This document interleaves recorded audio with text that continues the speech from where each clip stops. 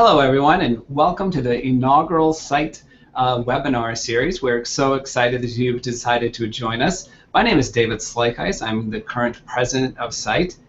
We're very excited about this format that we have for you here today. What we did is we set out a call to both our Teacher Education Council and our Information Technology Council about who would be interested in presenting an exciting topic for a webinar series this fall. And we had multiple submissions come back, and then the site membership actually selected these two topics that you're going to hear today. We plan on making this a recurring series here in Site, looking forward to right now possibly having a second seminar series coming up in February. As you are listening to the wonderful speakers that you're going to hear today, I encourage you to use the question and answer window that you see to your right to submit questions. After the speakers talk, you will have a moderated question and answer session with the chair of each council. And with that, I'm going to turn it over to the chair of the Teacher Education Council, John Lee, who will introduce our first speaker. Thank you.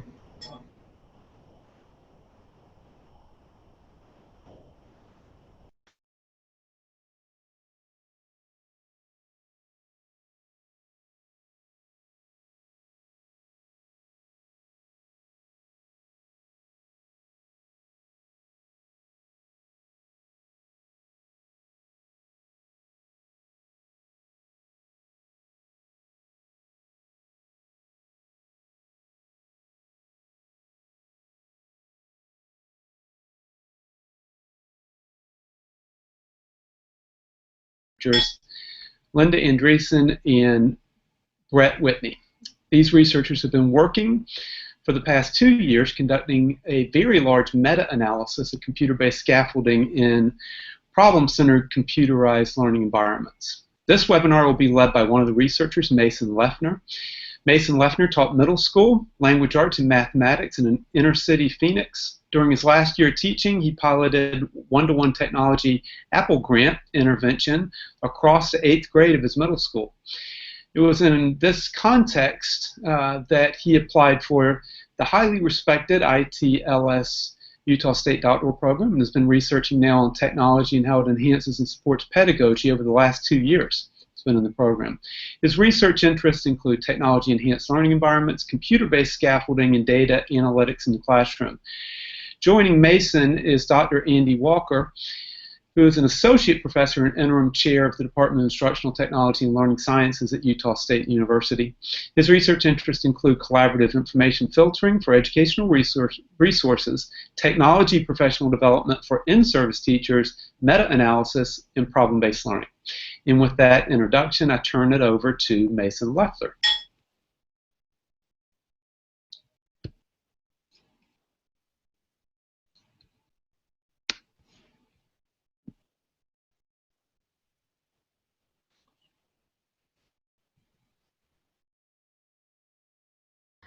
So for the past 2 years, as was mentioned, we've been working on a meta-analysis of computer-based scaffolding in problem-centered STEM curriculum.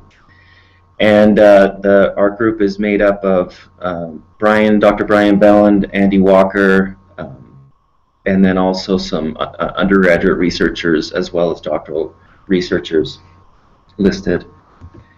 What we're going to try and cover, we're not going to try and go into everything about the meta-analysis or everything about how to apply this, but kind of give an overall taste of what's possible. So we'd first like to talk about, what are these learning environments, and then what role does computer-based scaffolding play within those? So what are some of the fun, important outcomes that we've had from our meta-analysis, and then what are the implications for practitioners? So we're kind of at this interesting space in time and education where we're shifting away from teacher-centered instruction and striving to move towards learner-centered instruction. At the same time that we've got, problem-based learning and these constructivist types of learning environments are being moved into the new areas such as technology. So some of these environments, to kind of give a synopsis of what they are, is they're problem-centered, they're student-directed, They're ill-structured, meaning that there's multiple solution paths. They're authentic, and they're focused on not superficial rote memory learning skills, but the higher order skills. So instead of trying to, I think the best way to illustrate this is actually show a quick video of one of these environments called Alien Rescue that's being head up by Dr. Liu, who gave us permission to show this. So I'll show that, and then we can move forward.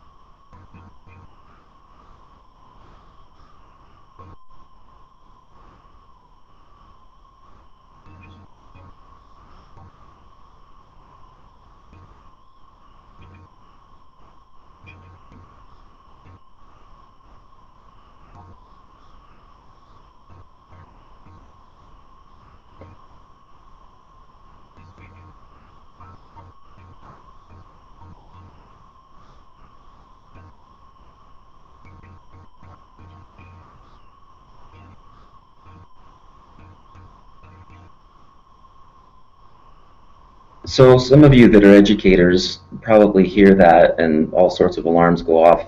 You could imagine that would work really, really well with some of your students, and then for other students you're like, oh my gosh, that's the worst thing that I could ever possibly do. And that may have to do with behavioral issues, but it may have to do with just the rigor of some of these environments. As they were saying, it's not guided. Students aren't being shown every step of the way what they should be doing. They're trying to inculcate into the students these higher order skills of having to reason through tough problems and navigate the problem solving space. So what happens is you'll have some students that can do that, some that can't, and some that need some help. And computer-based scaffolding is that help. So what they do is they build in little computer tutoring agents or helps that are inside of these programs that guide the students if they're having trouble with that process. So scaffold, it's just that idea that you're giving them just a limited amount of help to get them to be successful at something that they wouldn't have been able to do on their own, and then you slowly remove that help as the student gains more and more control or responsibility and success over the problem. So the research questions that we had when we conducted our meta-analysis, up to this point there has been no comprehensive meta-analysis on computer-based scaffolding, despite the fact that there's been 30 years of research. So some of the things that we were interested in looking at was, how does the context of scaffolding, is it better for some higher students that are doing super well? Does it matter what grade level? Does it matter socioeconomic status? Anything like that. We also looked at scaffolding characteristics, which types of scaffolds were the best, what type of outcomes were they able to produce in the students. And then we also looked at at what level these outcomes were the best at. Was computer-based scaffolding helping students learn lower level knowledge, recall of facts, or was it helping them to accomplish more deeper learning and higher order thinking skills? So some of the characteristics that we looked at were the type, the scope, the change, the schedule. What we mean by some of those is scope would be considered, is this a scaffold that could be used anywhere, or is it specific to the context in which it is? Is it specific to math, or is it something like is it a help? Is it helping them through the problem-solving process that could be used anywhere in different content areas and with different problems? We also looked at this idea of fading of the scaffold, which is built into the heavily built into the theory. And did it matter if they were getting more help over time, or where that help was being reduced over time, or if it was static and it just remained the same at the same level? Did students perform higher, whether it was performance-based, or whether the student had the choice to choose whether or not they needed that help, or those kind of ideas. We also looked at the context of scaffolding. We looked at education level, STEM discipline, characteristics of the student population, and then different types of instructional models, and seeing if it was working better in others. The assessment level, what we mean by that is, this is kind of similar but different from Bloom's taxonomy, but we measured, basically we coded or we characterized the assessment of the tests that the students were taking in this research that we were looking at, and classified it as either a simple recall, where the students being asked to do something like that, or were they having to figure out the relationships and understand how multiple constructs are affecting one another, or are they doing something super difficult, like not only understanding the concepts and seeing how they relate to one another, but then taking those relationships and applying them to a different authentic task, transferring it into a new area. So if you're not familiar with what a meta-analysis is, what we essentially did is we combed a bunch of research, databases, proceedings, and gathered together as many studies as pertain to our inclusion criteria. So we came out with 144 experimental studies where one group was receiving scaffolding and the other group was not receiving scaffolding in these problem-enriched kind of settings and with computer-based scaffolding. And then we took those, we coded those studies along the variables that I mentioned, and then we synthesized those results to see what were the trends. Was this effective? Was it not effective? And were any of those moderators, showing where students could be more successful? So when you're dealing with meta-analyses, you're talking in effect sizes. So the results that we're going to show have to do with that. This is kind of hopefully a simple explanation of what an effect size is and what it could potentially mean as you read it. But essentially you're looking at two populations, two experimental conditions, and you're comparing the control with the intervention. And then you're seeing how large of a difference there is between their means. So an effect size, I've got listed here a couple different levels of an effect size. If you have a negative effect size, that means that your control population, their mean was better than the experimental condition. And then going up and up and up, you'll kind of get an idea. So at an effect size of 0.3, that means that 62% of the students that were a part of the treatment group were performing better than the average of the control group. So hopefully that makes some sense as we go forward. So I'm going to briefly go over some of our results that we had, not all of them, but just a few that highlight some of those, and then we'll move on and talk about applications. So the overall mean effect size for student learning outcomes at all grade levels, with those that use scaffolding, was 0.48, which is a very in education would be considered moderate to large. The learning gains of traditional learners did they overperformed or did better than underperforming students who received scaffolding. We also had the highest learning gains were shown with students that were at the college and graduate level that were using computer-based scaffolding.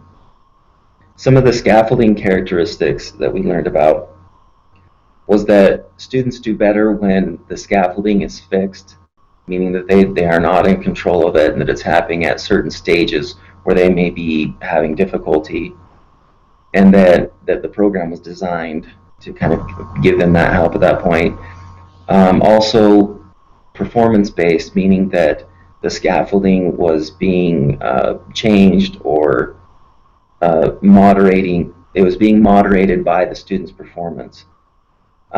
Fading was also important, that as the scaffolding was decreased over time, the amount that they learned was larger. We didn't really see any differences in whether or not the scaffolding was generic or specific to the content area. Some of the outcomes that we had about the assessment level, going back to concept, principles, and application, we found that that students learned more at the principles and application levels, specifically the principles level over students who were completing assessments after their scaffolding intervention that were, at the concept level, kind of rote knowledge. So those are just some of the results that we've had, but we wanted to talk briefly about what are some takeaways for practitioners, and then what are some steps that you could start using these. Because I think the main takeaway is that scaffolding from these results show that it's very effective and very strong at helping students gain knowledge at all different assessment levels, but specifically with that deep knowledge that we're focusing on so much these days. It's also important to consider that not all of these interventions or environments are created equal. There were plenty of negative effect sizes that we incorporated into the study. So practitioners, they need to choose wisely which programs they're going to be implementing in their schools. They should look at evidence of success and then find those key features, like that it's adapted to the learner, that it has fixed scaffolding, and then apply and choose those programs over other scaffolding or computer-based learning environments that don't have those characteristics. Some of the things that teachers should be thinking about as they go, if they're interested in looking into this, is how much technology do they have access to? Is this something where that's going to be, there's all sorts of obstacles that a teacher's going to have to confront when moving in the direction of starting to incorporate these learning environments into their classroom. And a big one is just the technological restrictions. Do they have access to computers? Is it through a lab? Do they have a mobile lab? Do they just have some space or a few spots in their room? How long do they have it? Is this something that's going to have to wait until, after testing, because the computer lab is going to be held up by computerized testing or high stakes testing at the end of the year? What software requirements? Is this something that they can just log into a web environment and do it there, or is it something that they need to download? And if it's downloaded, what type of software requirements is going to work on Macs? Is it PC? And then it's also important to think about some of the objectives that are covered by the software. Though there's a lot of these different programs that are out there, it may not cover what they have, and so they need to, it's good to look around and see what's available. So the best thing, that coming from the classroom and having done a technology intervention in my own classroom, I think the biggest pet peeve that I had, or I guess the thing that chided me the most when I came to work on this project, was just realizing how much was out there, and out there for free. And so what we've done in order to help kind of raise awareness of all of these programs that are available for those teachers that don't have that are interested and don't maybe not have as many obstacles. What we've done is we've put together a list of software, the website that they can find it at, access details, content area, scaffolding characteristics. So we have a list of around, I think around 40 of programs that were some in our study, some out of our study that we're going to make available either on our research website or through site. We'll figure that after.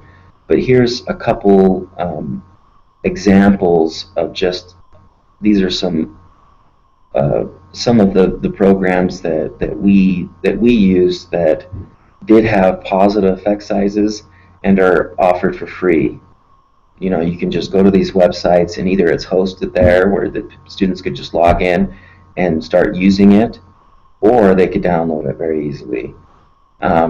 So we'll put together, we'll figure out how to get the rest of that information to you guys, but I thought that for me that would be the most impactful is giving the teachers the ability to look at some of this information and peruse it really quickly. So that's kind of our presentation today, and we'll just turn the time over to discussion or questions.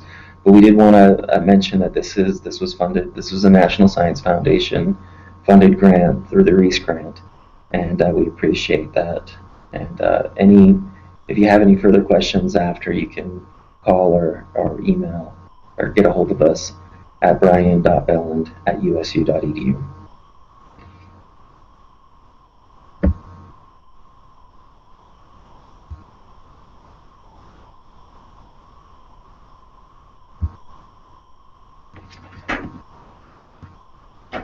So, any questions?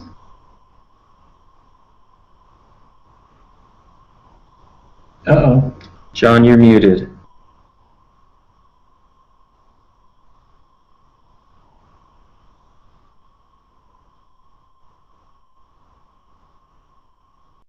Okay, here we go. I'm now unmuted. Sorry about that.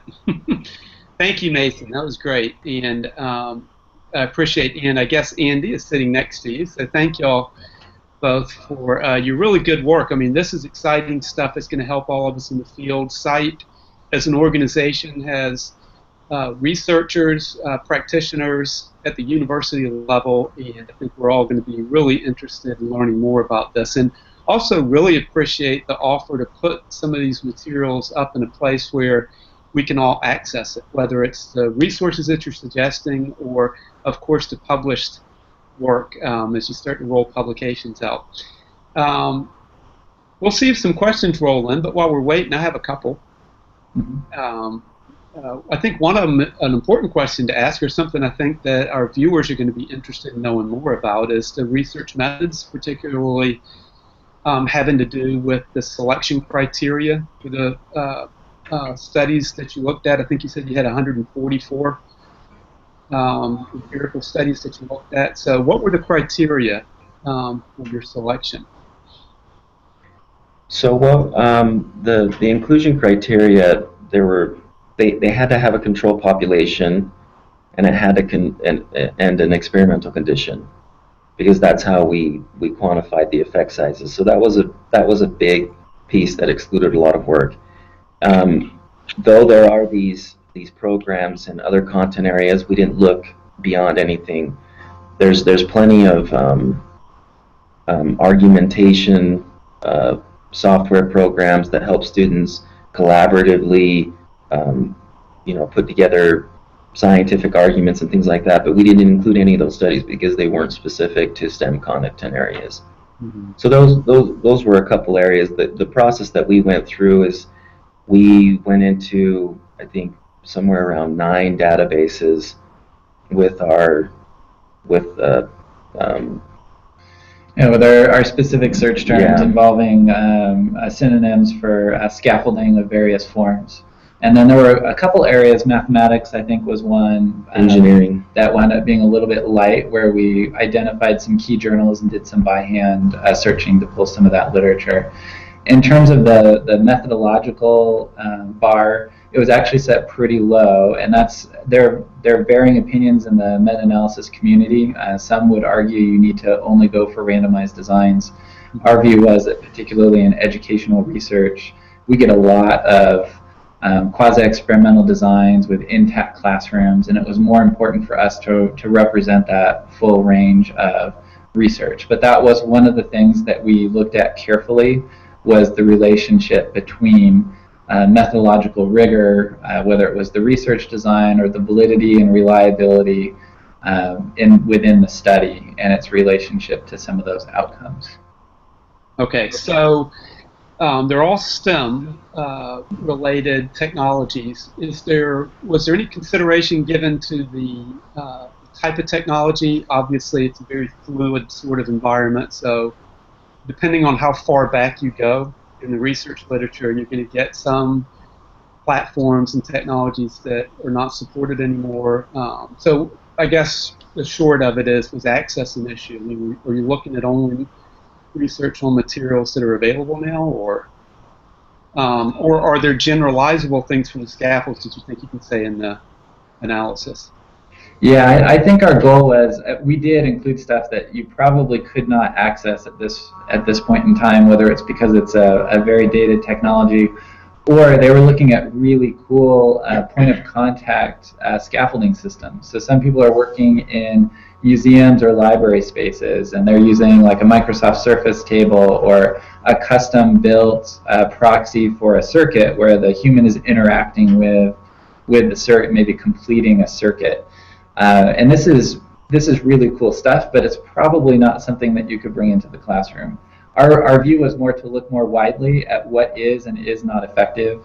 And then in this particular context for SITE, we're very much interested in what is accessible, what is free, what's open, what could you bring into the classroom immediately. Right. Good. So there's a lot of work going on right now in engineering, and several folks in SITE are leading various initiatives related to engineering education. So do you have anything that you found that, with regards to implications for either research or practice in engineering education K-12 that you could share with us? Yeah, one of the softwares that's mentioned on within the PowerPoint had to do with software there. So we didn't delve deep into one particular STEM area, but we didn't see any huge differences between effect sizes between the areas. So there were quite a few studies that we included that had computerized learning environments, and those will be incorporated into the list of resources that people can look at and peruse.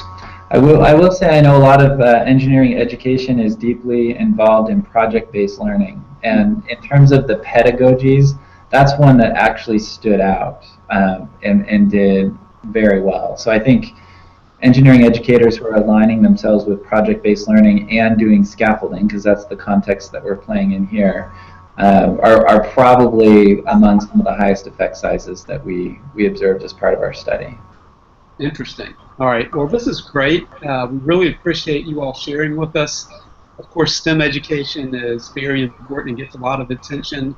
I'm a humanities social science guy, so next time out, y'all help us out and maybe add the A and do some STEAM. But we really appreciate that. Well, I think one last thing that's really important is a lot of these programs. Some of them are built in to be cross-curricular, where you're pulling in reading, you're pulling in writing. So that's something that those teachers that do, get it, that hear this, they should know that this would be something that would be really cool to do cross-curricularly. Grab you, the science teacher, the math teacher, and the English teacher, because in a lot of cases the students are writing up research reports. Or putting together arguments in these environments. So it's not as though they're they're only pertaining to one content area. Right. That's a great point, and a good one for us to end on. Really appreciate y'all sharing your research with us today. I am going to turn it over now to Rhonda Christensen, who is going to introduce our next presentation. Hi, thank you, John. Thank you all for those of you who submitted presentations. As you know, this is the first time we've done these webinars, and so we thank you for being the brave ones to do that. For the second presentation, we welcome two different presenters representing the Information Technology Council from our Distance and Flexible Education SIG. Doctors Peggy Semingson and Dana Owens from the University of Texas at Arlington will present What is a Virtual Classroom? Creative Ways to Use Synchronous Learning to Personalize Distance and Flexible Education. I think it's very apropos for this first inaugural webinar that they're presenting. So we realize that the increased number of courses that are being taught in an online environment, we look forward to having these two experts share their strategies for designing teaching online to both pre-service and in-service teachers. Dr. Semingson is an associate professor at UT Arlington and has won several awards for excellence in distance education teaching in literacy. Her colleague and co-presenter, Dr. Dana Owens, teaches both undergraduate and graduate students in educational technology and literacy courses online. These presenters will not only talk about their strategies for teaching at a distance, but will incorporate them in our session today. I look forward to hearing their webinar presentation, and I invite you to type in questions to the right that they can answer after the presentation. So I welcome Peggy and Dana.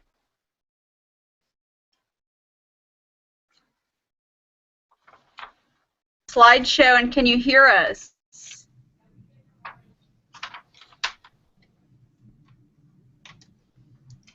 Can you guys see and hear us? Yes, we can, Peggy. We can hear you. Perfect. Okay, so our segment of the webinar is actually about webinars and using synchronous learning to personalize distance education. So we work at the University of Texas at Arlington. We do scholarship and research surrounding these issues. So I will mention a few vignettes or highlight a few bits of research, but our focus is really on the application or practice.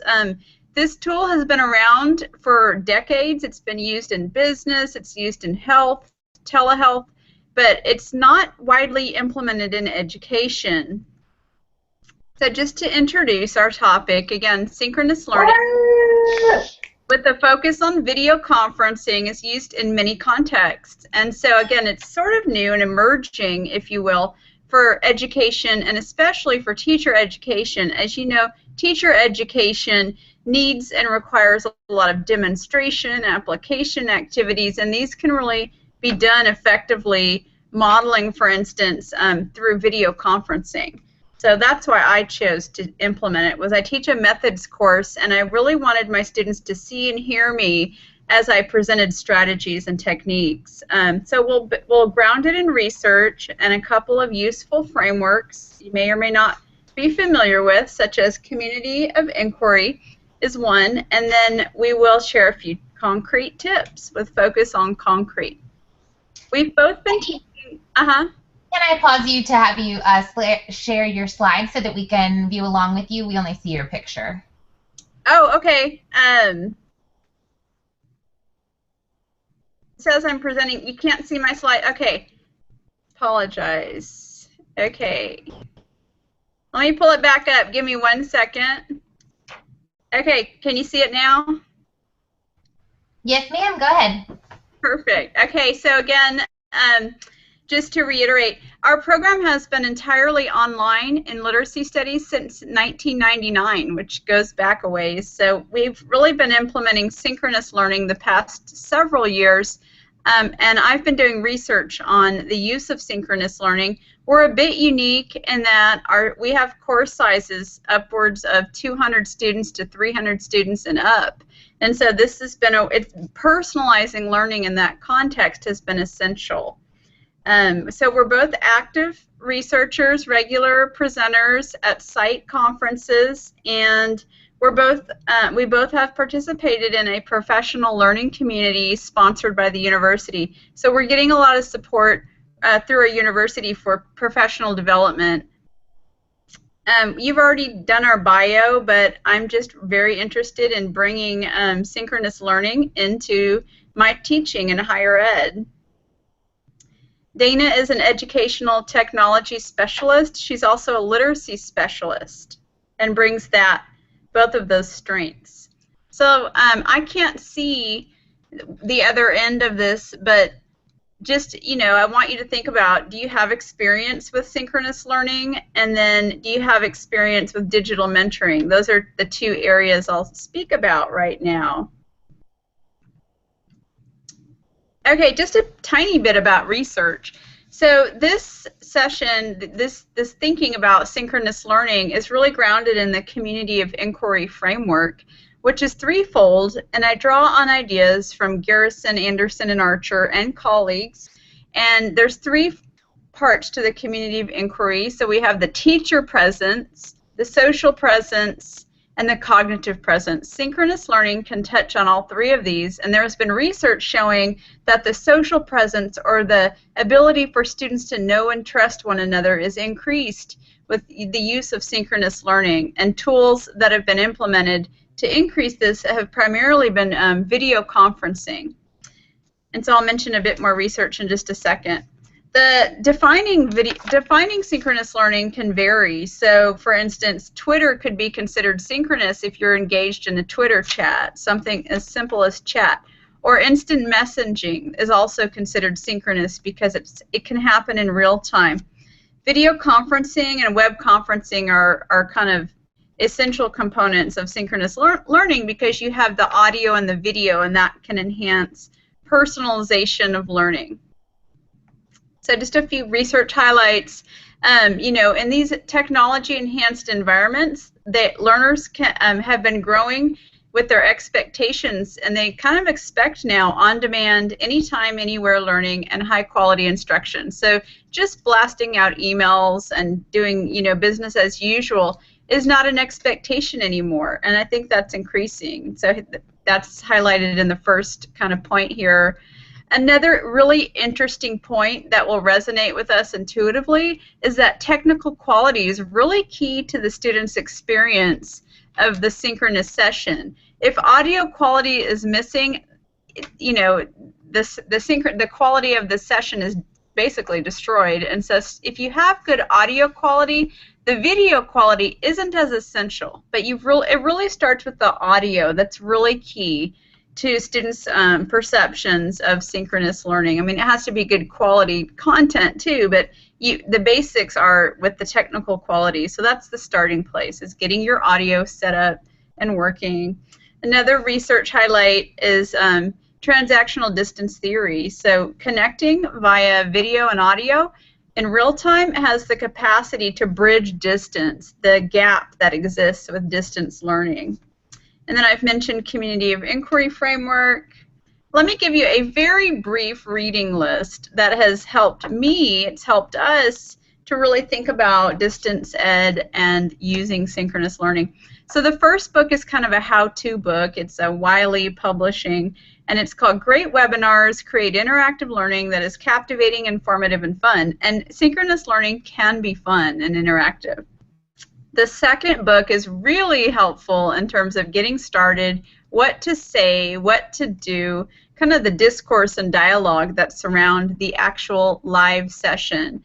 And it's called Learning in Real Time, Synchronous Teaching and Learning Online by Jonathan Finkelstein. That has been my one go-to book for getting started with synchronous learning. So I highly recommend it to read and learn and start this journey.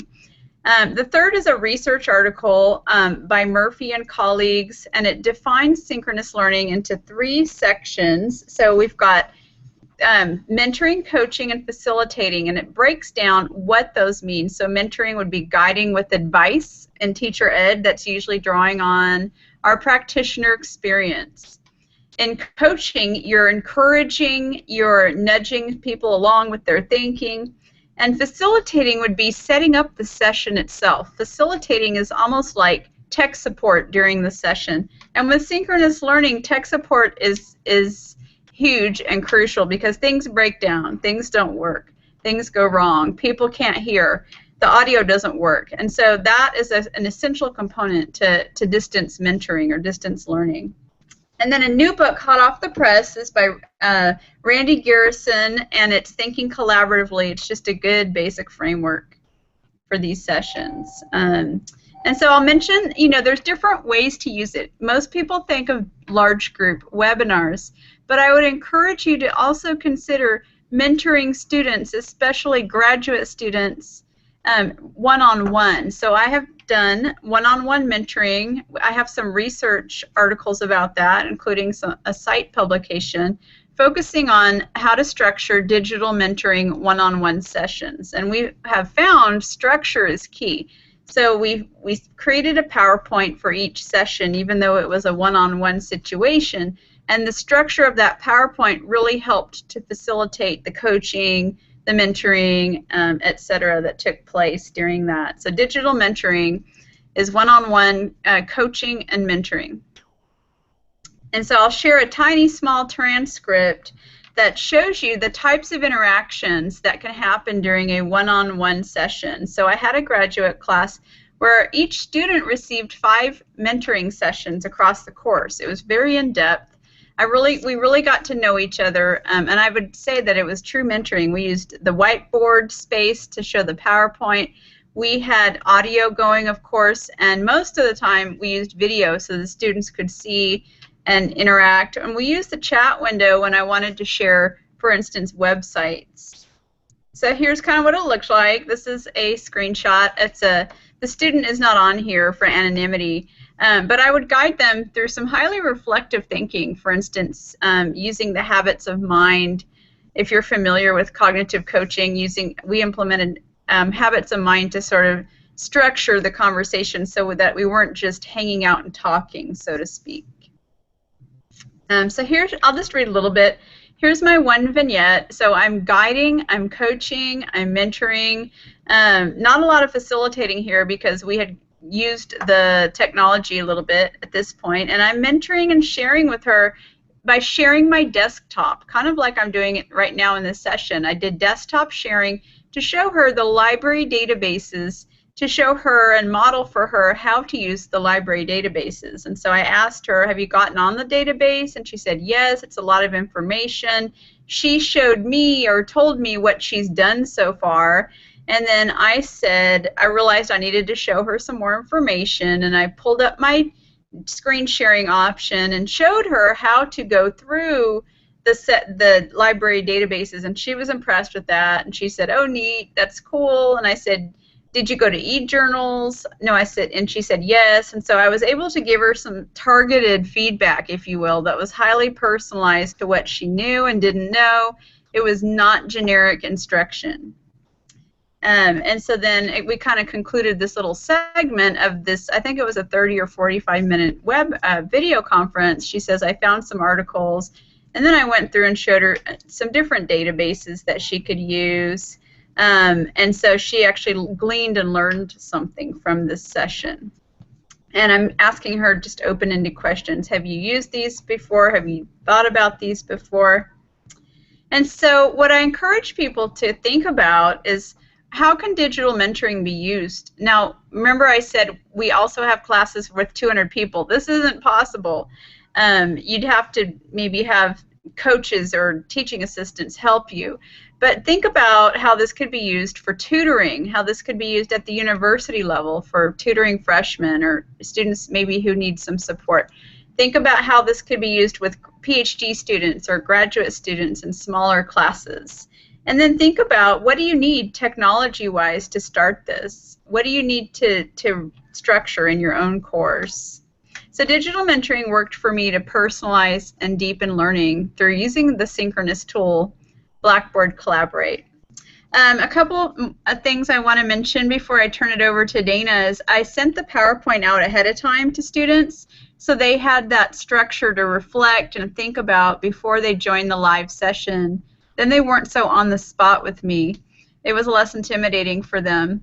I've also done small and large group webinars, and with those I do more chat window based interactions. So I would post a prompt in the whiteboard, and students would answer in the chat window, and so they were interacting more student to student. It was less teacher driven and more student to student.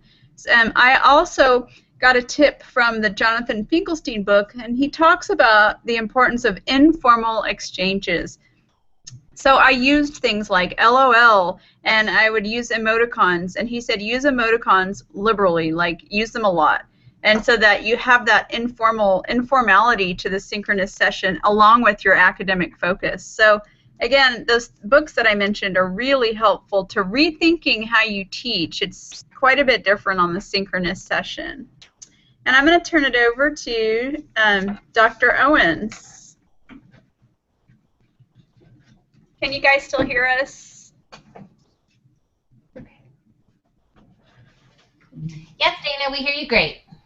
Okay, thank you. We had to move around a little bit to get situated here. Okay, this segment will present key ideas of using synchronous learning in managing group instruction and engaging the learners in the virtual classroom.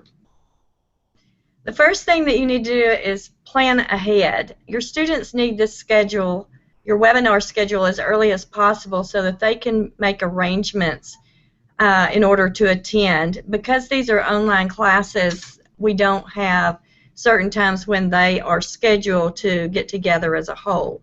So a lot of times it's just not possible to send it out with the syllabus, but if you can, that's really helpful so that students can make these arrangements. And also I found that a lot of times as the course gets started, that students actually will have better attendance at the beginning. They want to get their questions answered, and there's nothing like the personal touch of an instructor and hearing the information. And some of them will just be on there listening. They may not say a whole lot, but it's important that they are given the opportunity to attend and know when it's going to be hosted. Tech support is very important, and a lot of times students will have problems on their end, and as the presenter, you're not going to have time to help them troubleshoot. And so I know with our Blackboard, we have phone numbers, and there's actually a website where they can go and have instant messaging with the tech support, and so they like that as well.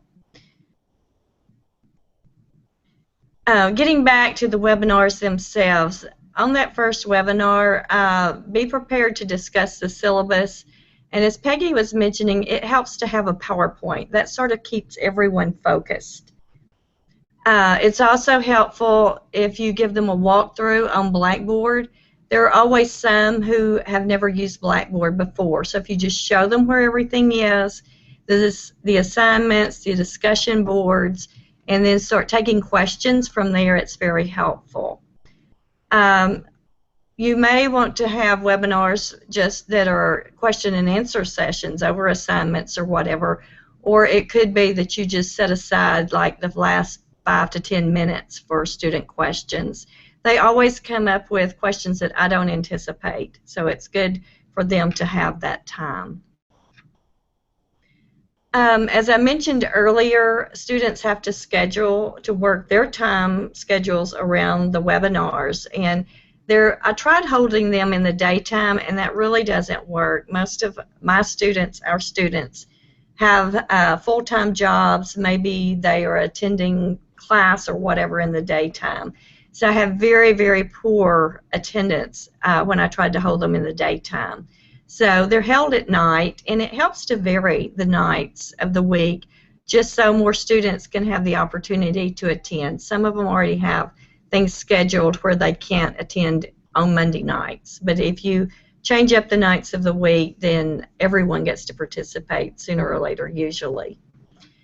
Also, for those who just cannot attend, which happens, be sure and post the recording of your webinar. And I get really good feedback on that. Students then are able to go in and watch the webinars, hear what's going on, and just it's like they're there participating.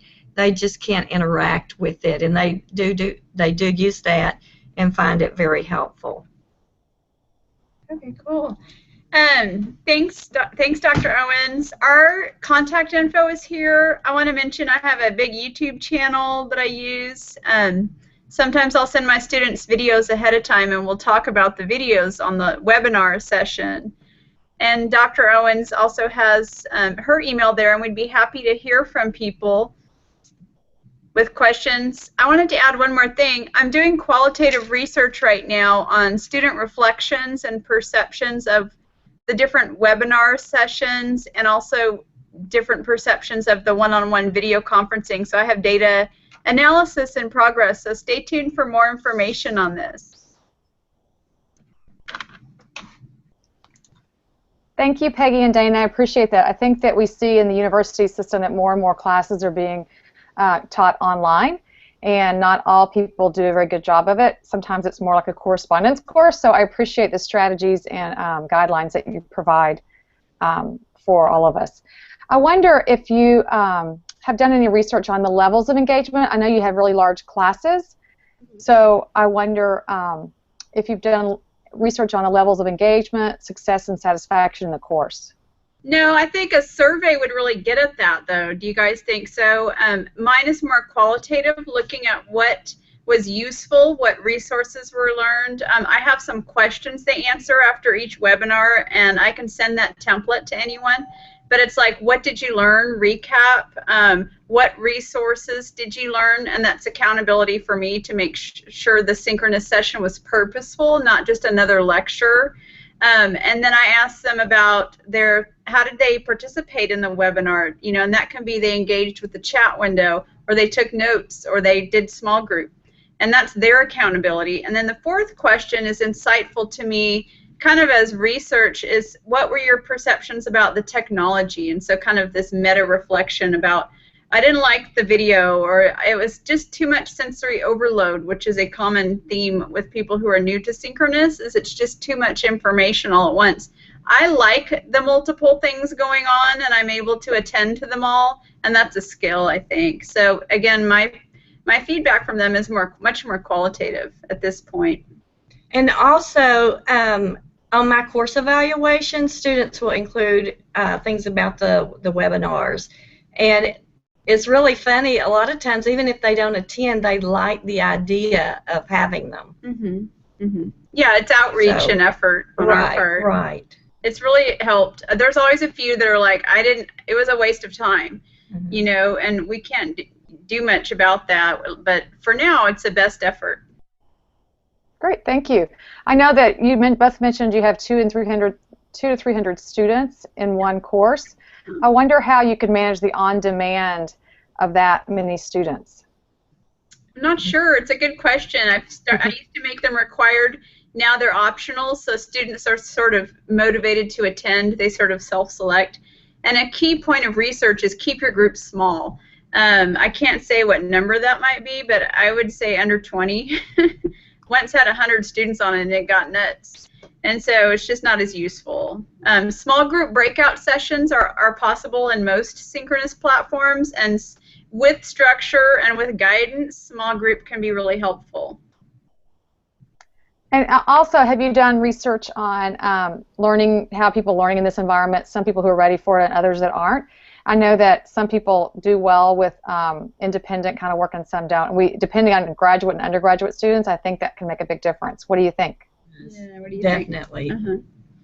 Dana said her students like looking at the recording, and mine do too, especially those with families, and it's just not convenient to attend, even if they wanted to. They don't feel cheated. They feel like viewing the recording is the next best thing, and that some of them even indicate they try to type in the chat window when they're watching the recording. So it's like a simulation, and they feel like they're there because they can see and hear everything and see everybody's running chat, and so they kind of feel present even while watching the recording. And that's been another theme, is they really feel like it's a virtual classroom. Great. I also have found that students like being able to watch it over and over again, because if they missed information, they can see it again, especially if it's content that's kind of difficult. I think I have maybe one more time for one more question. I wonder about the mentoring. I think that's really interesting. So you're finding that students do, you mentor your graduate students or undergraduates that way? They're master's degree students. My undergraduates are very new to teaching, and so I tend to do more large group stuff with them. But the graduate students are getting reading specialist certification and specialization, and their area of focus is much more in depth. Most of them are teaching or have taught, and so we have that baseline to work from. I also have much smaller classes with these certain classes that I can do mentoring with, and most of the students have really appreciated it.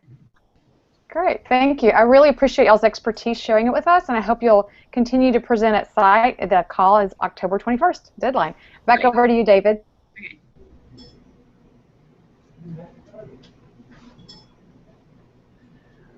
All right, everyone. Thank you for joining us on this first ever site webinar series.